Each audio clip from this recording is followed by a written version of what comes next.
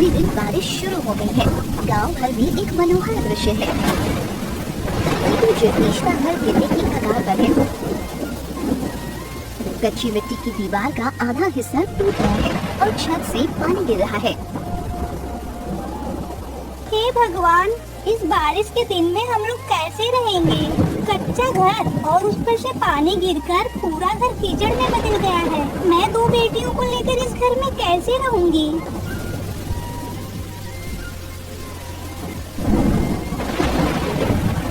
ज्योति, हमें कुछ करना होगा। इस तरह तो नहीं चल सकता। ज्योति देखो, रीमा और सीमा ठंड में कैसे कांप रही हैं। रीमा और सीमा देखो, उस कोने में पानी नहीं गिर रहा है। तुम लोग वहाँ जाकर बैठो।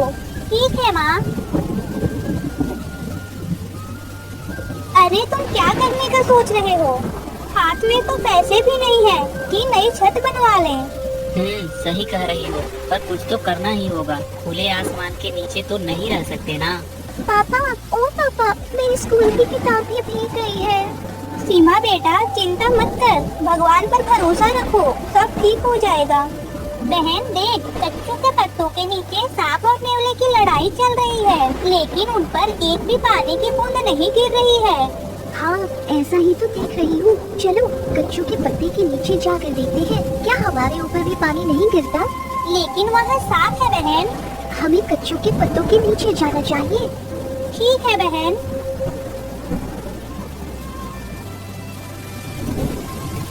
अरे तुम लोग वहाँ क्या कर रहे हो? भीग गए तो ठंड लग जाएगी। माँ, पिताजी देखिए, कच्चू के पत्तों के नीचे खड़ा होने पर हमारे ऊपर पानी नहीं गिर रहा है।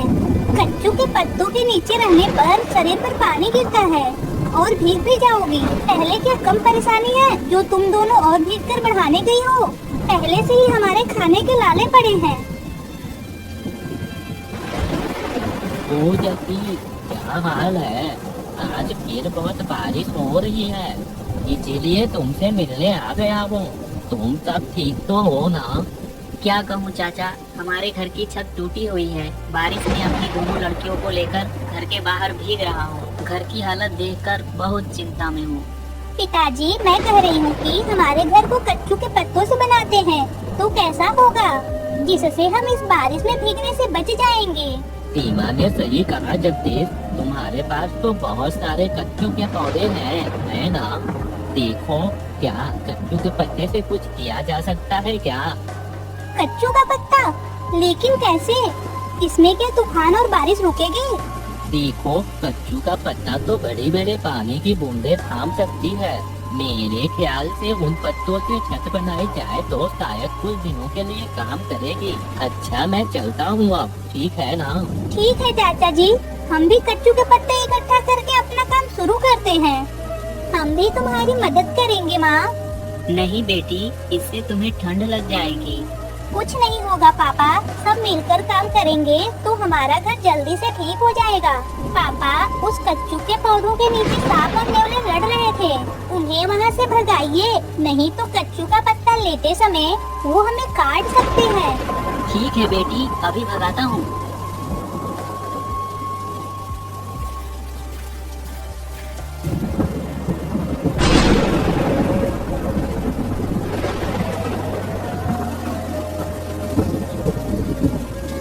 जगदीश, ज्योति, रीना और सीमा मिलकर कच्चू के पत्तों को लकड़ी के फ्रेम में सजाकर बांधना शुरू करते हैं।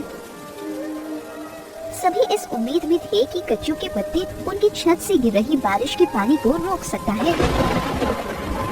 पापा, ये छत वास्तव में टिकेगी क्या? कच्चू का पत्ता तो बहुत नरम होता है। देखते हैं बेटा, कच्चू के पत्ते की छत टिकती है या नहीं। भगवान हमारी किस्मत में जो लिखे हैं वही होगा ना। शायद हमारी कच्चू के पत्ते की छत ज्यादा नहीं टिकेगी, लेकिन अभी इस बारिश में हमारा यही तो सहारा है। सही कहा तुमने, हम तो कुछ दिनों की तकलीफ झेल ही लेंगे। यह छत कम से कम आज की रात हमारी मदद तो करेगी।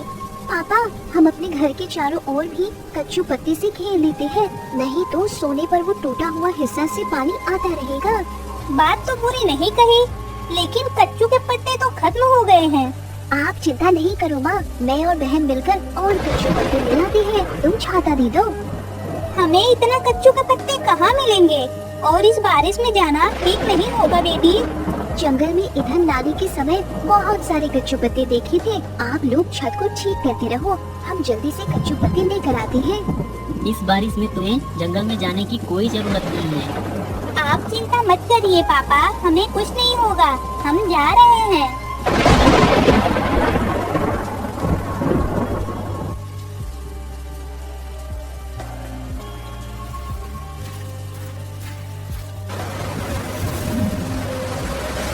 बहन देखो, यहाँ कितने कच्चू के पत्ते हैं। चलो जल्दी से हम यहाँ से कच्चू के पत्ते लेकर अब घर चलते हैं। ठीक है दीदी।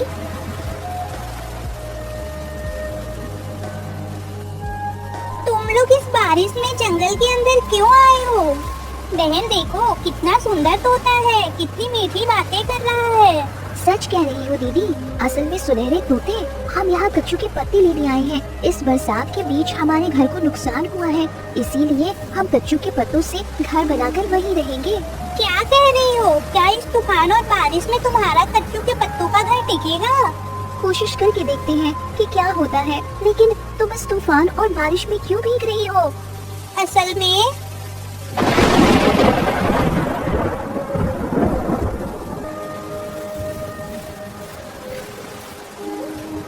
आखिरकार तुम लोग आ ही गए। हम दोनों को तुम्हारी चिंता हो रही थी। इतनी देर कैसे हुई? इतने सारे कच्चू के पत्ते तो नहीं चाहिए थे, फिर इतनी मेहनत क्यों की? सब लगेंगे ज्योति। इन कच्चू के पत्तों से हम रसोई घर और गौशाला की छत बनाएंगे, जिससे गायों के ऊपर भी पानी नहीं गिरेगा। हमारा पूरा घर कच्चू के पत्तों से ही बनेगा।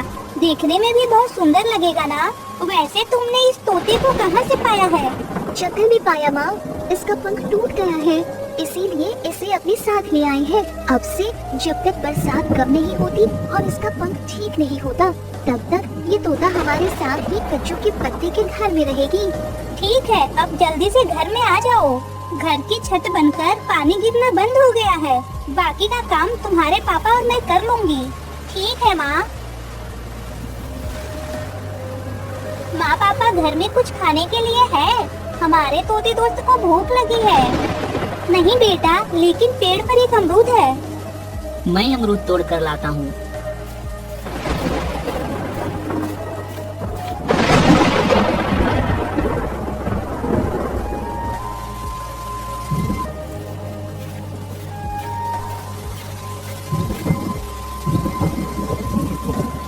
वाओ, अमरूद तो बहुत मीठा है। ठीक इस कच्चू के पत्तों की घर की तरह तुम्हारा कच्चू के पत्तों का घर बहुत सुंदर बना है। तुम सही कह रही हो। तोते देखो, कितनी तेज हवा चल रही है। पता नहीं इस तूफान और बारिश में यह घर टिकेगा या नहीं। सुनहरे तोते देखो, कबूतर भी बारिश में भीगते हुए हमारे कच्चू पत्तों के गौशाला में चले गए हैं। तुम्हारे कच्चू पत्तों के घर की वजह से कबूतर भी आराम से है। जानवर और पंछी भी इस बरसात के दिनों में कितनी मुश्किल से जीते हैं। उन्हें भी हमारी तरह कष्ट होता है। खैर, शाम होने वाली है, मुझे खाना भी बनाना है। लेकिन घर में कोई सब्जी नहीं है। आज कच्चू के पत्ते ही बनाऊंगी। कच्चू के पत्ते के घर में कच्चू के पत्ते की सब्जी बनेगी। माँ, मैं और दीदी तुम्हारी मदद करेंगी। चलो। तुम्हें देखकर बहुत दुख होता है।